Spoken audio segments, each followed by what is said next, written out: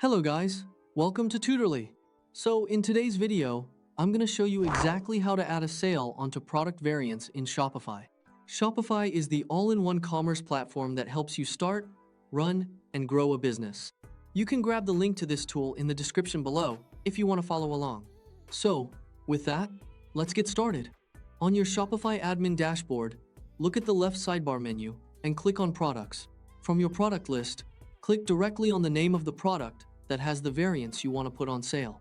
Product variants are useful when you sell items with different options, such as sizes, colors, materials, or styles.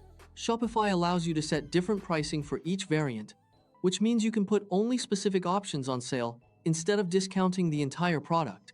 Scroll down to the variant section. Next to the specific variant you want to change, click on its name to open its details page. Make sure you select the correct variant before changing the price. This helps prevent accidentally applying discounts to the wrong size, color, or product option. Scroll down to the pricing section. In the Compare Price box, enter the original higher price of the product.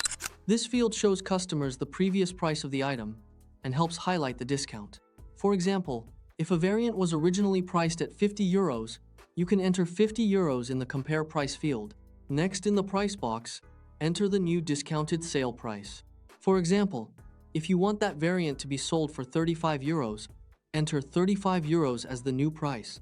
Shopify will then display the discounted price and show customers the difference between the original and sale price.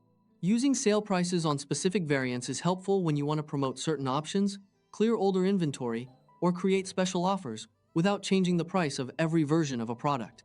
Finally, look at the top right corner of the page and click on the Save button to apply the sale. After saving, it is a good idea to preview your product page and confirm that the correct variant shows the updated sale price. And that's it. You've successfully learned how to add a sale price on the product variants in Shopify. Now you can easily create targeted discounts for specific product options and give your customers better deals while managing your store pricing more effectively. Thanks for watching.